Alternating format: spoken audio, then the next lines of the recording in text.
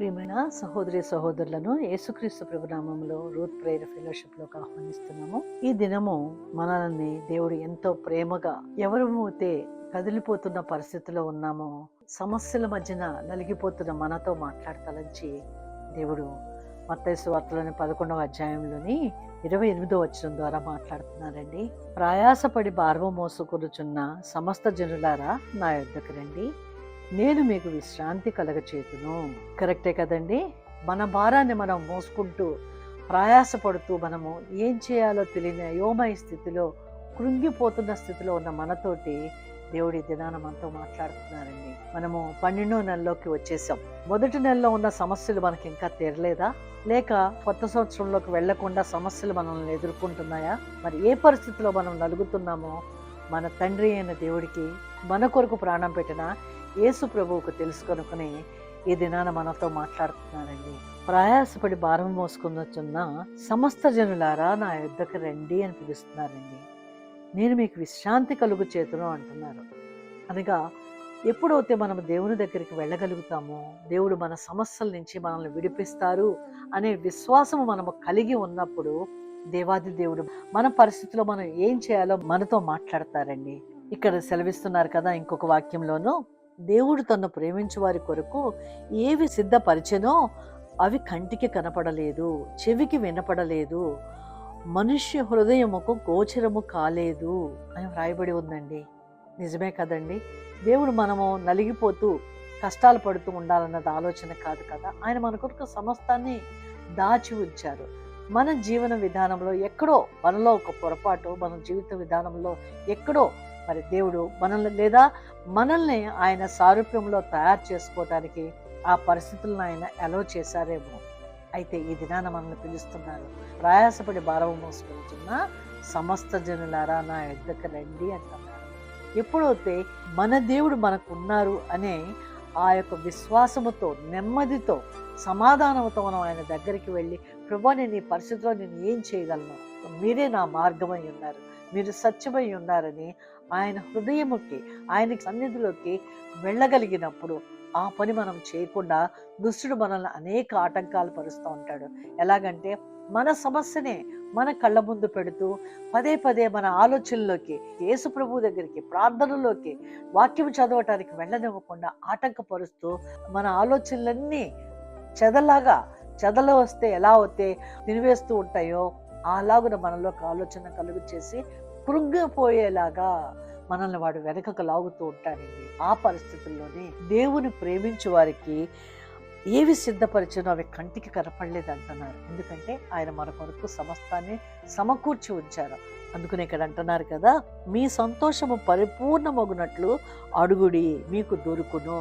మీ సంతోషము, ఆయన మనం సంతోషించాలని, ఆనందించాలని ఆయన కోరుకుంటున్నారు కనుకనే మీ సంతోషము పరిపూర్ణమను అగునట్లుగా అడుగుడి, అవి మీకు దొరుకును. ఎవరికి దొరుకుతాయి అంటే, ఈ వాక్యం చదివినా కూడా మనము నెమ్మది లేకుండా, అయ్యో నేను ఈ పరిస్థితిలో ఉన్నానే, ఇలాగ నలిగిపోతున్నానే అని మనము ఆ సమస్యల్లో కొట్టుకుపోతూ ఉన్నప్పుడు ఒక మాట సెలవిస్తున్నారండి దేవుని దగ్గర. ఏమని సెలవిస్తున్నారంటే, ఎవరిని కరుణింతునో వానిని కరుణింతును, ఎవని ఎడల జాలి చూపుదునో వాని ఎడల జాలి చూపుదును, కాగా పొందగోరు వాని వలననైనను ప్రయాసపడు వాని వలననైనను కాదు, కానీ కరుణించు దేవుని వలననే అగును. దేవుడి దినాన మాట ఎంత స్పష్టంగా మనతో మాట్లాడుతున్నారండి. నేను కరుణించేవాడిని, నేను జాలిపడేవాడిని, మీ యందు నేను జాలిపడుతూ మీ యందు కరుణించడానికి మిమ్మల్ని ప్రేమించాను, మీ పట్ల నేను ఆలోచన కలిగి ఉన్నాను అని దేవుడు చెప్తున్నారండి. ఇక్కడ మనం చదువుతున్న మాటల్లో, కాగా పొందుగోరు వాని వలననైనను ప్రయాసపడు వాని వలననైనను కాదు, కానీ ప్రయాసపడటం అంటే పరిగెత్తుతున్నామంటున్నారు. ఫుట్ నోట్స్లో ఏం చెప్తున్నారంటే, పరిగెత్తు వాని వలననైనను కాదు కానీ. కరెక్టే కదండి. మనకి వాక్యంలో ఏముందండి, మీరు చింతించటం వలన మీ ఎత్తు మూడే ఎత్తు చేసుకోనలేరు, మీ ఒక్క తెల్ల వెంట్రుకనైనా మీరు నల్ల వెంట్రుకగా మార్చలేరు. నిజమే కదండి. మనం ఏమీ చేయలేము, నిస్సహాయలము. ఆ పరిస్థితుల్లోనే ఎప్పుడైతే మనం దేవాది దేవుని దగ్గరికి వెళ్తామో, అందుకనే ప్రయాసపడి భారము మోసుకొనుచున్న సమస్త జనులారా నా యొద్దకు రండి, నా కాడి సులువైనది, నేను మీకు విశ్రాంతి కలుగు చేతును, నేను సాత్వికుడును దీన మనసు కలవాడును కనుక మీ మీద నా కాడి ఎత్తుకుని నా యొద్ద నేర్చుకునుడి అంటున్నారు. ఆయన సాత్వికుడును దీన మనస్సును అంటే ఆయన కాడిలో ఈ రెండు ఉన్నాయి. ఆయన కాడిని మనల్ని ఎత్తుకోమంటున్నారు. ఆయన ఎందుకొరకు ఈ లోకంలోకి వచ్చారండి? నలిగిపోతున్న వారిని విడిపించడానికి, నశించిపోతున్న వారిని రక్షించడానికి, పాపములో కొట్టుకుపోతున్న వారిని విడిపించి రక్షణ దయచేయడానికి వచ్చారంటున్నారు. మనము కూడా నలిగిపోతున్న పరిస్థితిలోనే ఉన్నాము కాబట్టి ఆయన సన్నిధిలోకి మనం వెళ్ళినట్లయితే ఆయనలో ఉన్న సాత్వికత్వాన్ని, ఆ దీనత్వాన్ని మనము కలిగి ఉండి మన యొక్క స్వబుద్ధి మీద, మన యొక్క స్వశక్తి మీద ఆధారపడకుండా మనము దేవుని మీద ఆధారపడినట్లయితే ఆయన మనల్ని విడిపించడానికి, అందుకే ఎవరిని కరుణించుదురో వారిని కరుణించుదురు అని అంటున్నారు కదా. మరి ఆయన సన్నిధిలోకి మనం వెళ్ళి వెతుకున్నట్లయితే దేవాది దేవుడు మనల్ని విడిపిస్తాను అని సెలవిస్తున్నారండి. ఎలాగ విడిపించగలరండి ఆయన? మనల్ని ఇంటి నుంచి పొలములోకి వెళ్ళినప్పుడునో, పొలము నుంచి ఇంటికి తిరిగి వచ్చినప్పుడు కూడా ఆశీర్వదిస్తారన్నారు. దేవాది దేవుని యొక్క చిత్తములోకి మనం వెళ్ళాలండి.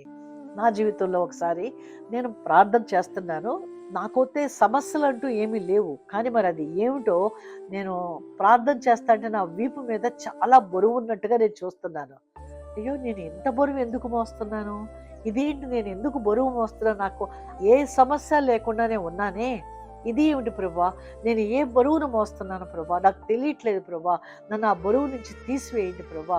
మీరు నాకు తండ్రిగా ఉన్నారు, మీరు నా కొరకు ప్రాణం పెట్టారని ఆ రోజు నేను ప్రార్థన చేశానండి.